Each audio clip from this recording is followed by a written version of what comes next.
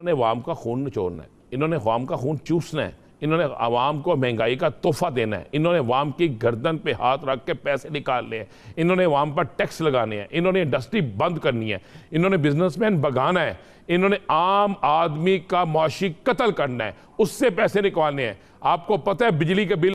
Corrupt हुकूमत, बददियानत हुकूमत, टकेमार हुकूमत, पैदागीर हुकूमत, नौसरबाज हुकूमत, नाअहल हुकूमत, नकम्मी हुकूमत, नामुराद हुकूमत और नालायक हुकूमत। दोस्तों मैं मिंदर शर्मा स्वागत करता हूं वन वर्ल्ड हिंदी में आपका। उम्मीद करता हूं आप खुश और स्वस्थ हैं। दोस्तों आइए दिखाते हैं पाक मीडिया की एक और लेटेस्ट डिबेट, जिसमें कैसे डिस्कशन किया जा रहा है कि पाकिस्तान की इकोनॉमी तबाही के बाद कहीं ना कहीं जो सीधा सीधा असर आ रहा है वो सिर्फ और सिर्फ पाकिस्तान की आवाम पे आ रहा है, क्योंकि आवाम भूखी मर रही है, तिल तिल के मर रही है, क्योंकि ना ही तो खाने को आटा है और ना ही पीने को स्वच्छ जल पाकिस्तान की हुकूमतें पाकिस्तान की आवाम को मुहैया करवा रही है। तो कहीं ना कहीं आज कैसे पाकिस्तान के हालात बद से बदतर हो चुके हैं। तो दोस्तों पहले देखिए वीडियो। अगर आप ये समझते हैं कि जनाब हमारे पास पैसे नहीं हैं, हम ये सब कुछ नहीं कर सकते, आज इन्होंने आज खुद वजीर खजाना ने कहा जी हमें चाइना से इतना पैसा मिल गया, हमें बाइट से पैसे मिलने शुरू हो गए हैं, हमें फलां मिलना शुरू हो गया। अगर इनके पास कुछ नहीं है, देखिए पैसे भी हैं, इनके पास सब कुछ है। अगर इनके पास कुछ नहीं है तो वो ये है कि अवाम की, देखिए यसर इनके पास अगर कुछ नहीं है ना, वो अवाम की हमायत नहीं है। जो कमर्शियल बैंक से आपको मिलेगा वो 6% शराय सूद पे है, बुलंद तरीन शराय सूद है ये किसी भी कर्जे की। उसकी वापसी किस तरीके से होगी? डंग टपाऊ पॉलिसी के तहत आप कुछ अरसा तो चला लेंगे, लेकिन लॉन्ग टर्म पॉलिसी तो तश्कील नहीं दी जा सकती। इन्होंने कौन सा पल्ले से वापसी करनी है? इन्होंने अवाम का खून निचोड़ना है, इन्होंने अवाम का खून चूसना है, इन्होंने अवाम को महंगाई का तोहफा देना है, इन्होंने अवाम की गर्दन पे हाथ रख के पैसे निकालने हैं, इन्होंने अवाम पर टैक्स लगाने हैं, इन्होंने इंडस्ट्री बंद करनी है, इन्होंने बिजनेसमैन भगाना है, इन्होंने आम आदमी का मुआशी कत्ल करना है, उससे पैसे निकालने हैं। आपको पता है बिजली के बिल आना शुरू हो गए हैं, मातम बिछ गया लोगों के घरों में।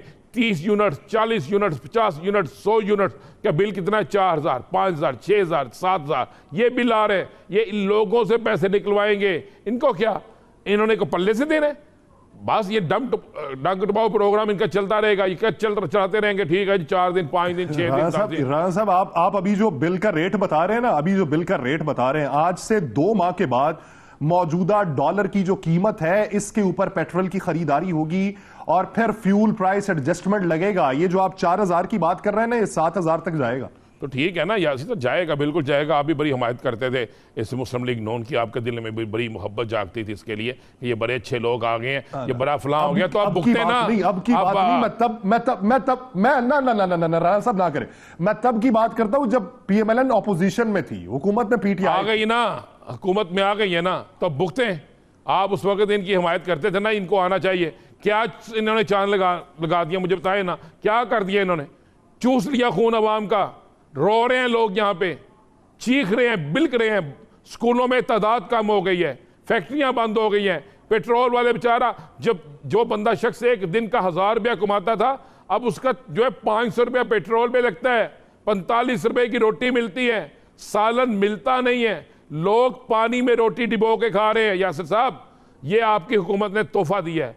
तो फिर ये इनके पास पैसा भी है, इनके पास सब कुछ है। नहीं है तो अवाम की हमायत नहीं है, नहीं है तो अवाम का वोट नहीं है। ये मरियम साहिबा जितना मर्जी चीख लें, शहबाज शरीफ जितना मर्जी चीख लें, और बिलावल जितना मर्जी चीख लें, और इनके पास कैंडिडेट नहीं होंगे। ये जाते हैं, जाके मजमे करते हैं, लगाते हैं तकरीरें, सिर्फ अदलिया के खिलाफ तकरीर की। आज आपको पता है, आज मरियम के खिलाफ FIR के ऑर्डर कर दिया शेखुपुरा की एक अदालत ने। कायरा साहब ने हमें ज्वाइन किया है। कमर साहब, बहुत शुक्रिया आपके वक्त का। कायरा साहब, अगर देखा जाए मौजूदा सूरत हाल के अंदर एक वफाकी वजीर खड़े होकर यह बात करते हैं कि पाकिस्तान दिवालिया होगा नहीं, हो चुका है। दूसरी तरफ हमारे वफाकी वजीर खजाना कहते हैं कि पाकिस्तान को दिवालिया करने के पीछे बैरूनी ताकतें हैं और वो ये चाहती हैं कि ऐसा नैरेटिव बने। अब हम माने तो किसकी माने हैं, वफाकी वजीर खजाना की या दूसरे वजीर की? देखिए, इस वक्त मीडिया के अंदर जितनी डिबेट है, जितना फास्ट मीडिया है, जितना ज्यादा सवालात है, ये शायद माजी में कभी नहीं हुआ करते थे। उन सवालात ने चीजों को बिल्कुल उलझा दिया है। हाँ, पाकिस्तान एक इंतहाई मुश्किल फेज से गुजर रहा है। पाकिस्तान की आमदन उसके अखराजात से कम है, इसी को शायद डिफॉल्ट कहते हैं। ये एक टेक्निकल बात है। फिजिकली डिफॉल्ट तो यही होगा, लेकिन एक टेक्निकल डिफॉल्ट है जिसके कई खौफनाक किस्म के मानी भी। और उससे अवॉइड करने की कोशिश की जा रही है। और पिछले काफी माह से पाकिस्तान की इकोनॉमी ऐसी हालात में है, और ये कोई किसी एक हुकूमत या 4, 6, 8 महीनों के फैसले की बदौलत नहीं है।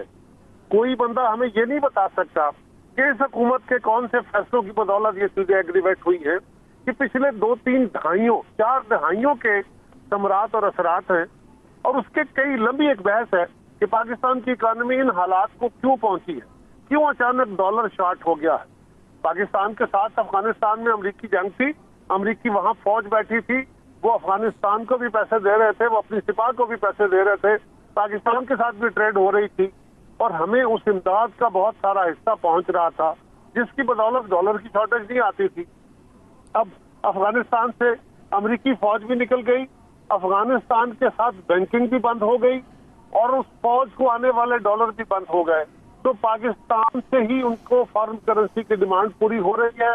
बड़ा सिंपल कुलिया है, डॉलर शॉर्ट है और यहाँ से डॉलर जा रहा है, आप रोक भी नहीं पा रहे और रोक सकते भी नहीं है। ये भी बात अपनी जगह है, क्योंकि हमें एक बॉर्डरिंग कंट्री के तौर पे उनकी डिमांड पूरी करनी है, ये हमारी लायबिलिटी भी है।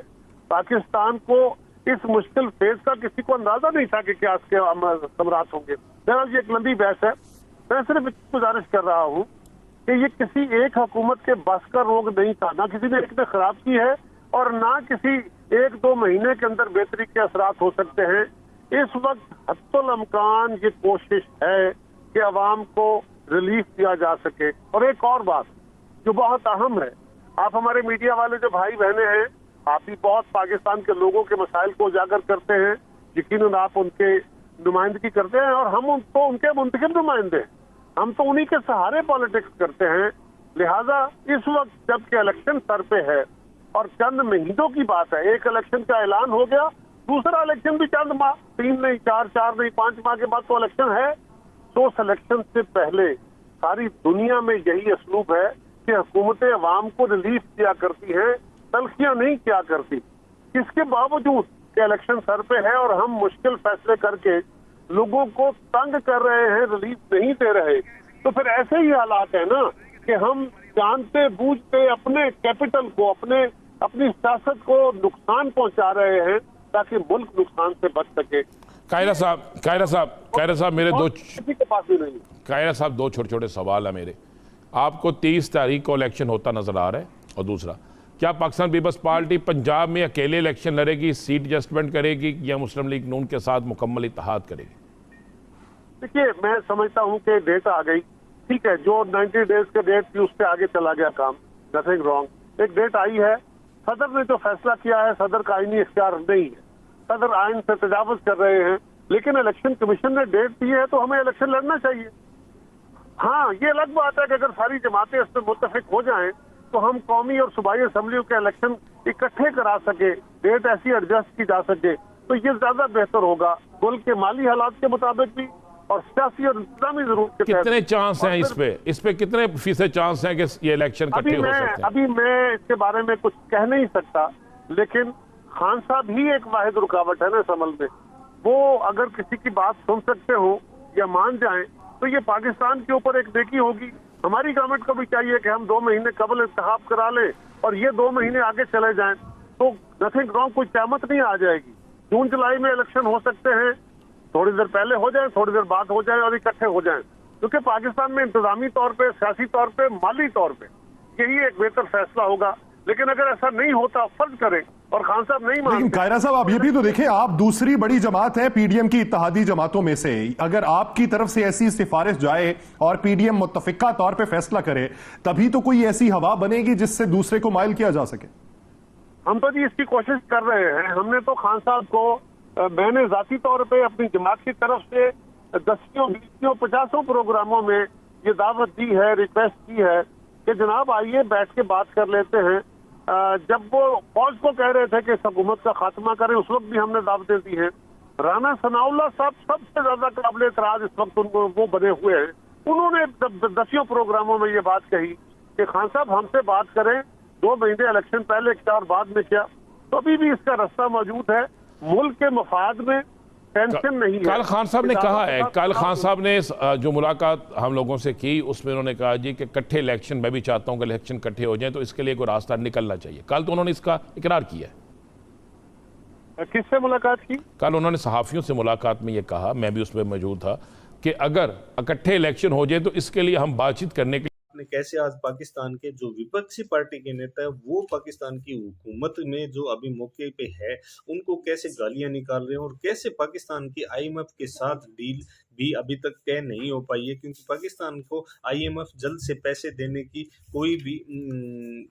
कोई भी स्थिति में नहीं दिखाई दे रहा है। जबकि दूसरी तरफ चाइना जैसे देशों ने भी इनकी मदद करने में जो कोताही बरती है वो कहीं ना कहीं पाकिस्तान के लिए बड़ी मुसीबत खड़ी हो चुकी है, और इन मुसीबतों के बीच ही पाकिस्तान के हालात बहुत ही दयनीय स्थिति में पहुंच चुके हैं। और पाकिस्तान की जो अब इकोनॉमी है उसको बूस्टअप करने के लिए पाकिस्तान की हुकूमत के पास ऐसा कोई सोल्यूशन दिखाई नहीं दे रहा है कि पाकिस्तान अगले कुछ दिनों में अपने आप को सर्वाइव करने के लिए कुछ कदम उठा पाए।